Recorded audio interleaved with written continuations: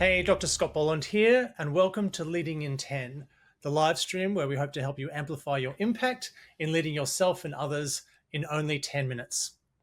Now, with the rapid pace of technological disruption, the world is becoming far more complex and unpredictable than ever before. We don't even know what many of the jobs will look like in 5 years, let alone 10.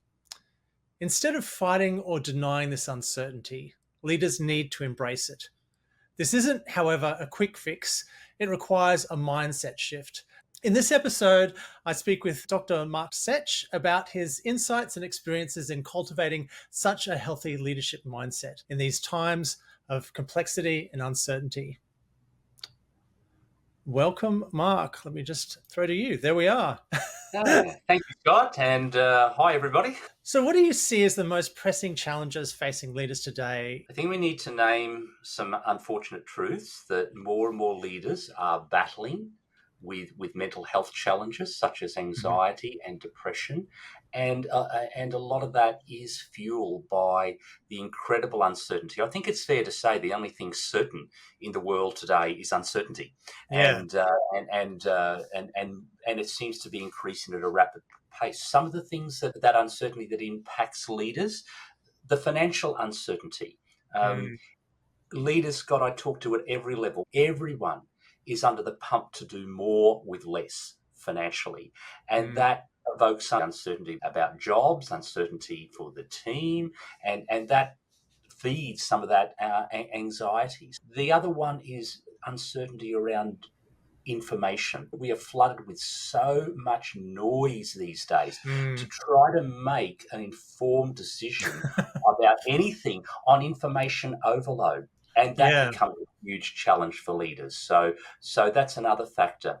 And the other one that I see that really creates this uncertainty is the increasing regulation. Leaders really have this tension between relationships with team and regulation, between compliance and capacity.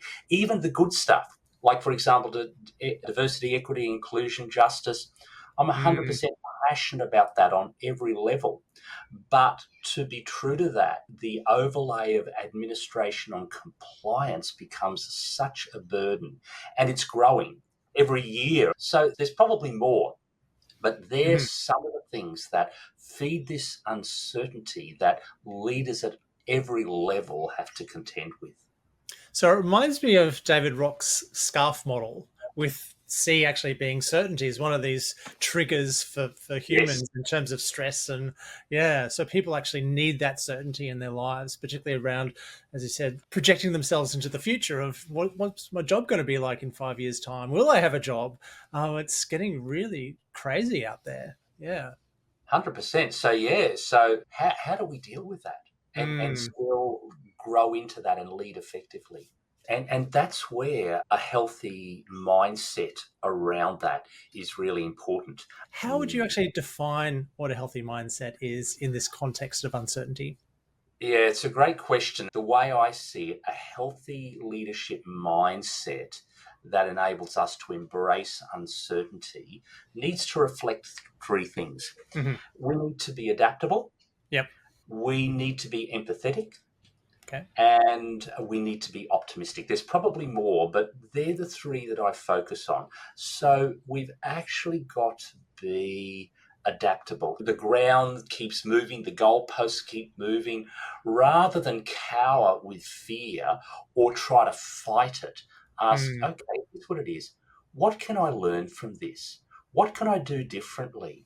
What's the gift in this for me? What are the possibilities in this for me? So adaptability. By empathetic, as we know, empathy is about putting ourselves in other shoes. And what we have to remember as leaders is those we lead are faced with the same fears and uncertainties that we are. Am I going to have a job in a few years' time? So what is it like for them?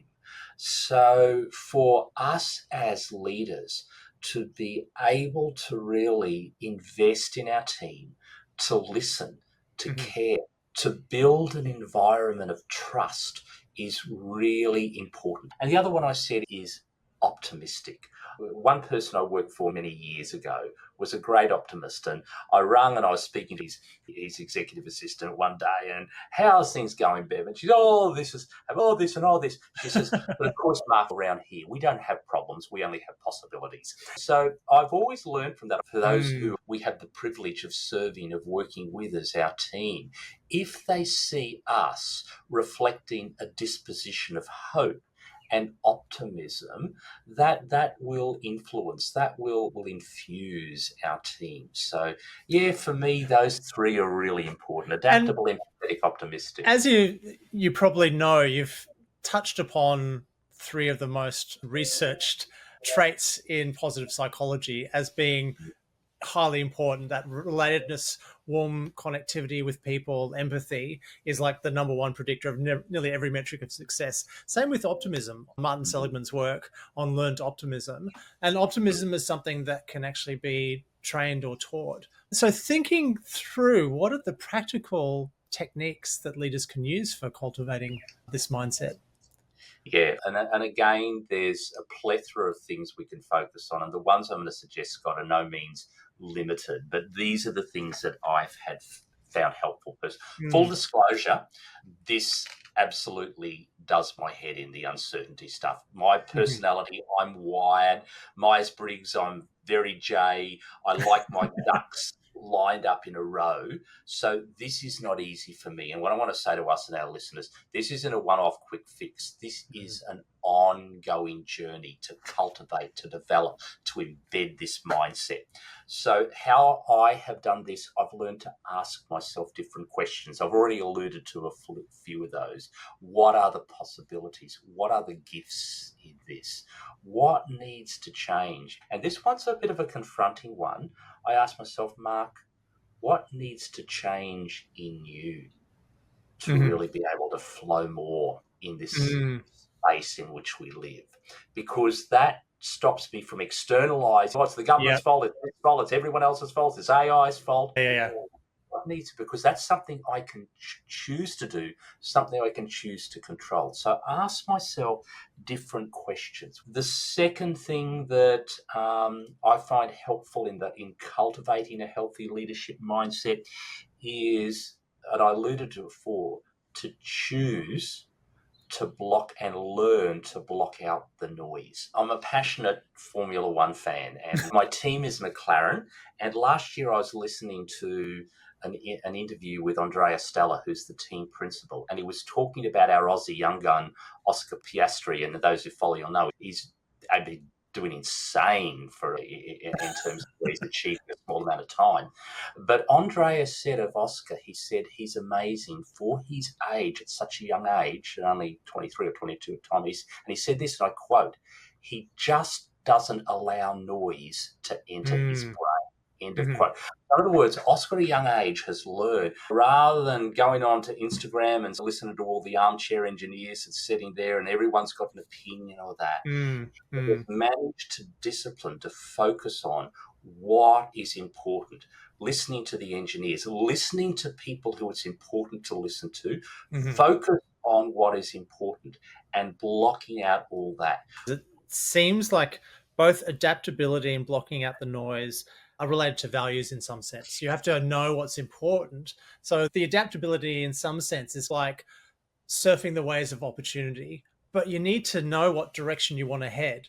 So I can't think my way forward where I'm going to be in 5 years' time, but I might have an idea of what my values are in terms of the sort of jobs that I like or the sort of parent that I'd like to be. And I'm riding whatever waves of opportunity nudge me in that direction.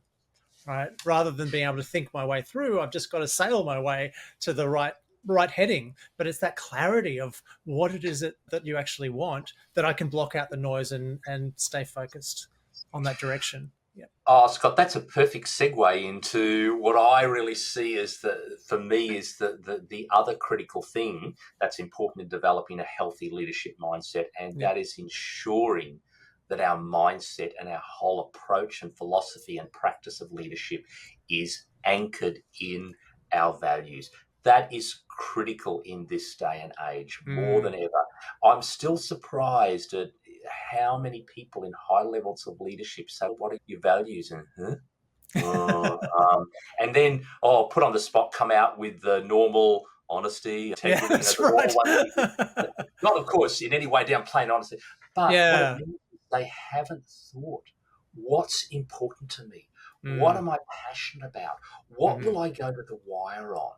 Mm. Uh, what are the things that make me really angry? Because it means there's something there that's a conflict with values. Because if Mm. we're not clear on our values, then the things I talked about that are part of a mindset, adaptability could mean anything goes. Mm. Empathy could mean we just listen and placate everyone. And of course, we know as leadership we can't do that, and that's not what being empathetic is about. Without values, optimism can become delusion, where we just Mm. absolutely deny and repress the reality rather than address it from a lens of optimism. So, our values to ensure that we really dig deep and reflect and get clarity on what are our values. For me, that's Mm. critical. That's a whole nother episode on uncovering the values. It's so important. But yeah, if you'd just like to summarize the main points from this conversation, what do you think is the take home message for leaders? Yeah. Cultivating a healthy leadership mindset is really important. And that means we have to choose to embrace uncertainty rather than either fight it or deny it. Because we're not going to win, we're just going to get weary if we do the first one, and deny it, we're just going to exacerbate our anxiety. So, to develop a healthy mindset is about asking better questions of ourselves, anchoring in our values, choosing to block out the noise to enable us to develop a mindset that reflects adaptability, empathy, and optimism. Perfect. Thank you so much. And I was just going to say thank you so much for your time. And where can people reach out to you? Is the website the best place The or? website's the best place to reach out to me. Mark@marksetch.com. Reach out to me by email or just flick a message via my website. Really happy to connect with people, Scott. And I can be found at scottboland.com. And if you want any more tips and tricks on amplifying your leadership, don't forget to like and subscribe. Thank you so much. Cheers.